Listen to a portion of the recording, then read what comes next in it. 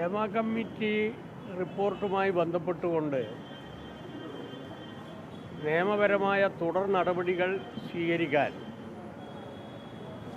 ഗവൺമെൻറ്റിന് സാധിക്കാത്തതിൻ്റെ കാരണം ഗവൺമെൻറ് തന്നെ വ്യക്തമാക്കിയതാണ്. ഹേമ കമ്മിറ്റി റിപ്പോർട്ടിന് ശേഷം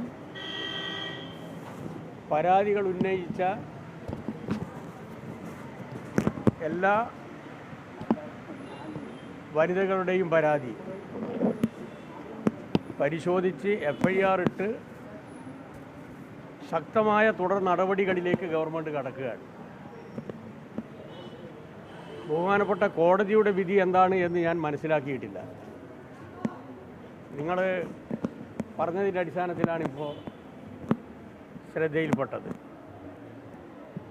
ഇത്രയും കാര്യങ്ങൾ ഹേമ കമ്മിറ്റിയുടെ മുമ്പാകെ വെളിവാക്കപ്പെട്ടതിൻ്റെ പ്രധാനപ്പെട്ട കാരണം അതിൻ്റെ സ്വകാര്യതയാണ്.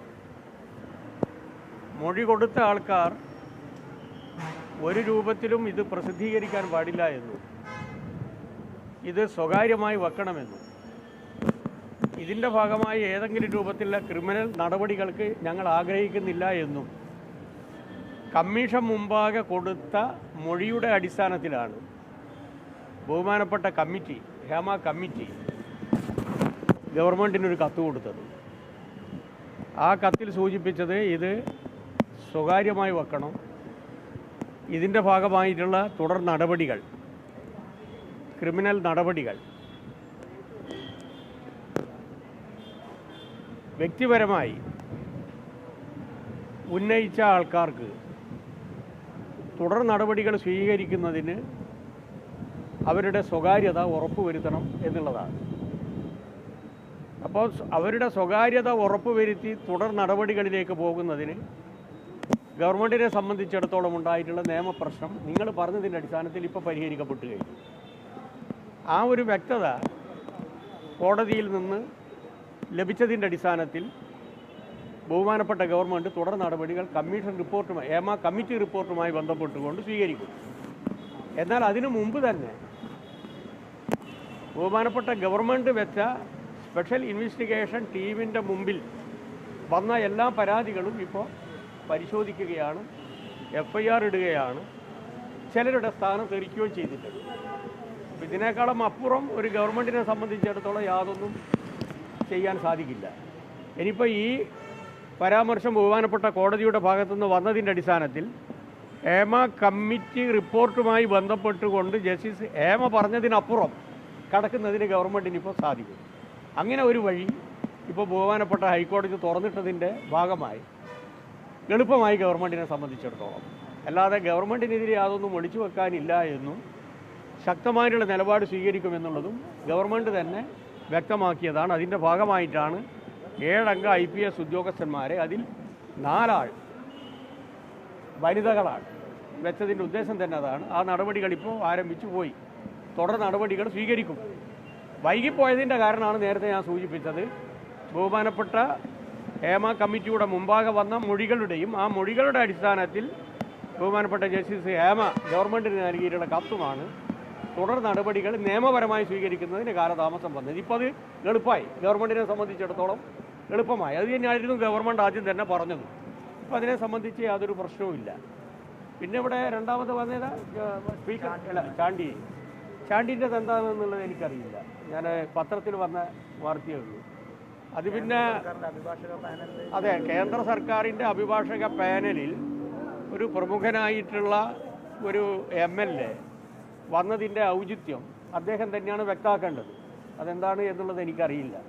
ഇപ്പം പിന്നെ BJPയിലേക്ക് പോകുന്നതിനുള്ള പല വഴികളുമുണ്ട്. ആ ഒരു വഴിയിൽ ഈ ഒരു വഴി കൂടി ഉണ്ടോ എന്നുള്ളത് എനിക്കിപ്പോൾ ചെയ്യാൻ പറ്റില്ല. ഇപ്പം തന്നെ ഒരു MP യെ സംബന്ധിച്ച് ഇപ്പോൾ പറയൽ തുടങ്ങിയല്ലോ. വീക്ഷണം പത്രാധിപർ ഇതിൻ്റെ ഇടയിലാണല്ലോ BJPയിലേക്ക് പോയത്. അപ്പോൾ പ്രശ്നം എന്താണെന്ന് പറഞ്ഞു കഴിഞ്ഞാൽ അനാവശ്യമായിട്ടുള്ള വിവാദങ്ങൾ ഇടതുപക്ഷത്തിനെതിരായി ഉണ്ടാകുന്നതിൻ്റെ പ്രധാനപ്പെട്ട കാരണം അവർക്കെതിരായി പൊതുസമൂഹത്തിൽ വന്നിട്ടുള്ള ശക്തമായിട്ടുള്ള ആക്ഷേപമാണ്. ഇപ്പോൾ അൻവറിൻ്റെ കാര്യം എടുക്കുക. അൻവർ ഉന്നയിച്ചിട്ടുള്ള കാര്യത്തെ സംബന്ധിച്ച് ഗവൺമെൻറ് ശക്തമായിട്ടുള്ള നിലപാട് സ്വീകരിക്കുകയാണ്. പക്ഷേ അൻവർ കുറച്ച് ദിവസങ്ങൾക്ക് മുമ്പ് പറഞ്ഞൊരു കാര്യമുണ്ട്. കഴിഞ്ഞ തെരഞ്ഞെടുപ്പിൻ്റെ ഘട്ടത്തിൽ 150 കോടി രൂപ മത്സ്യവണ്ടിയിൽ, ഏത് വണ്ടിയിൽ? മത്സ്യവണ്ടിയിൽ ആര് കൊണ്ടുവന്നു എന്നാ പറഞ്ഞേ? നിങ്ങളുടെ വായി തന്നെ വരട്ടെ, പ്രതിപക്ഷ നേതാവ്. അപ്പോൾ സാധാരണ നിലയിൽ ഒരു അദ്ദേഹം കൊണ്ടുവന്നു എന്ന് ഞാൻ വിശ്വസിക്കുന്നില്ല കേട്ടോ, കാരണം അത്രയും കാശൊന്നും കൊണ്ടുവരാനുള്ള ശക്തിയൊന്നും അദ്ദേഹത്തിനില്ല. പക്ഷേ ഇങ്ങനെ ഒരു ആക്ഷേപം വന്നു കഴിഞ്ഞാൽ മേലിൽ ഈ രൂപത്തിലുള്ള ഒരു ആക്ഷേപം ഉന്നയിക്കാതിരിക്കുന്നതിന് വേണ്ടി ചെയ്യേണ്ട മാർഗം എന്താ മാർഗം? ഒരു സാധാരണ നിലയിൽ ഒരു വക്കീൽ നോട്ടീസെങ്കിലും അയക്കണ്ടേ? ഒരു അപകീർത്തിക്ക് 499, ഇനിയിപ്പോൾ സെക്ഷൻ മാറിയിട്ടുണ്ടോ എന്നുള്ള എനിക്കറിയില്ല, ഒരു ഡിഫേമേഷൻ കേസ് കൊടുക്കണ്ടേ? ഇന്നേ വരെ കൊടുത്തിട്ടില്ലല്ലോ. അതിന് മറുപടി ആദ്യം പറയണം. ഇതിൻ്റെ തുടർച്ച എന്നുള്ള നിലയിൽ ഇപ്പോൾ കോൺഗ്രസിൽ നിന്ന് രാജിവെച്ച് പോയ, അല്ല കോൺഗ്രസിൽ നിന്ന് പുറത്താക്കിയ ഒരു AICC മെമ്പർ ഉണ്ടല്ലോ, ഏതാ? സിമി റോസ് വെൽ ജോൺ. അവർ പറഞ്ഞ കാര്യം കർണാടക ഉപമുഖ്യമന്ത്രിയിൽ നിന്ന് എത്ര കോടിയാണ് വാങ്ങിയെന്നാണ് പറഞ്ഞത്? എത്ര കോടിയാണ് പറഞ്ഞത്? 4 കോടിയോ 14 കോടിയോ? ഒരിക്കലും 4 കോടി അല്ലേ? ആരാ ചൈകളോട് പറയുന്നത് നിങ്ങൾ വായിച്ചിട്ടുണ്ടോ നോക്കാൻ വേണ്ടിയില്ല. 4 കോടി രൂപ ഉപമുഖ്യമന്ത്രിയിൽ നിന്ന് ആര് വാങ്ങിയെന്നാ പറഞ്ഞേ? ആരാ പറ? പ്രതിപക്ഷ നേതാവ് വാങ്ങിയെന്നല്ല പറഞ്ഞേ? അതിൻ്റെ കണക്ക് പറഞ്ഞിട്ടില്ലല്ലോ. അത് ഒരു മുൻ AICC മെമ്പറും അതുപോലെ തന്നെ യൂത്ത് കോൺഗ്രസിൻ്റെ അഖിലേന്ത്യാ സെക്രട്ടറി അല്ലേ? അതിന് മറുപടി പറഞ്ഞിട്ടേ ഇല്ലല്ലോ. അപ്പം അതിനൊക്കെ മറുപടി പറഞ്ഞതിന് ശേഷം ഇപ്പോൾ ഉന്നയിച്ച കാര്യങ്ങൾക്ക് മറുപടി പറയാൻ ഞങ്ങൾ താമസിക്കുന്നില്ല. കാരണം ഞങ്ങളെടുക്കാൻ നല്ല ഇൻസ്റ്റൻറ്റ് മറുപടി ഇക്കാര്യത്തിലുണ്ട്. ഇപ്പം വളരെ കാലികമായി വിവാദമായിട്ടുള്ള കാര്യത്തിൽ ബഹുമാനപ്പെട്ട ഞങ്ങളുടെ പാർട്ടിയുടെ സംസ്ഥാന സെക്രട്ടറി കൃത്യമായിട്ട് പറഞ്ഞു ഞങ്ങളും BJPയും RSSും തമ്മിൽ ഒരു ആക്സസും ഇല്ല. അങ്ങനെ ഒരു ആക്സസ് ഉണ്ടാക്കുന്നതിന് വേണ്ടി ADGPയെ കേരളത്തിലെ മുഖ്യമന്ത്രിക്ക് പറഞ്ഞയക്കേണ്ട ആവശ്യമില്ല. കാരണം RSSന് സംഘപരിവാറിനെതിരായി ജീവൻ പണയം വെച്ചും ചെറുപ്പകാലം മുതൽ തന്നെ ശക്തമായിട്ടുള്ള നിലപാടെടുത്തതാണ് കേരളത്തിൻ്റെ മുഖ്യമന്ത്രി. പിന്നെ ഈ ചറ്റത്തരത്തിനൊന്നും പോകേണ്ട ആവശ്യം ഞങ്ങൾക്കില്ല. പോയ ആൾക്കാരുണ്ട്, മുന്നണി ഉണ്ടാക്കിയിട്ടുള്ള ആൾക്കാരുണ്ട്. RSSൻ്റെ അറിയപ്പെടുന്ന ആൾക്കാരെയും BJPൻ്റെ അറിയപ്പെടുന്ന ആൾക്കാരെയും ലോകസഭയിലേക്കും നിയമസഭയിലേക്കും എത്തിക്കുന്നതിന് വേണ്ടി ശ്രമിച്ച ആൾക്കാരുണ്ട്. ആ പാരമ്പര്യം ഞങ്ങൾക്കില്ല.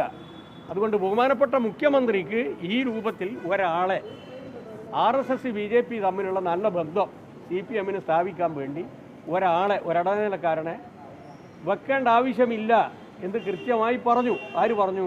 ഞങ്ങളുടെ സംസ്ഥാന സെക്രട്ടറി. അത് മുഖവിലക്കെടുക്കുക. പിന്നെ ചരിത്രം തെളിയിക്കും BJPയുമായിട്ട് ആർക്കാണ് ബന്ധമുള്ളത് എന്നുള്ളത്. രണ്ടാമതൊരു കാര്യം പറഞ്ഞു, ഇതുമായി ബന്ധപ്പെട്ടുകൊണ്ട് ഉയർന്നു വന്ന എല്ലാ കാര്യങ്ങളെയും സംബന്ധിച്ചും DGP ലെവലിൽ അന്വേഷിക്കുകയാണ്.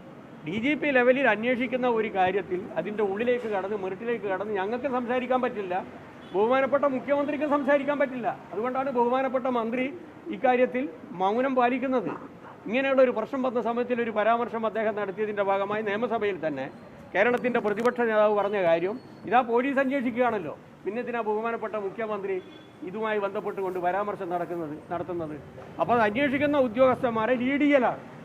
ആ ട്രാപ്പിലേക്ക് വീണ്ടും കേരളത്തിൻ്റെ മുഖ്യമന്ത്രിയെ കൊണ്ടുപോകാനാണ് ഈ പറയുന്നത്. എന്താ പ്രതികരിക്കാത്തതെന്ന് പ്രതികരിക്കാൻ ബഹുമാനപ്പെട്ട മുഖ്യമന്ത്രിക്ക് കഴിയില്ല. ഈ റിപ്പോർട്ട് വന്നതിന് ശേഷം എങ്ങനെ പ്രതികരിക്കുമെന്നതിനെ സംബന്ധിച്ച് അദ്ദേഹം തീരുമാനിക്കും.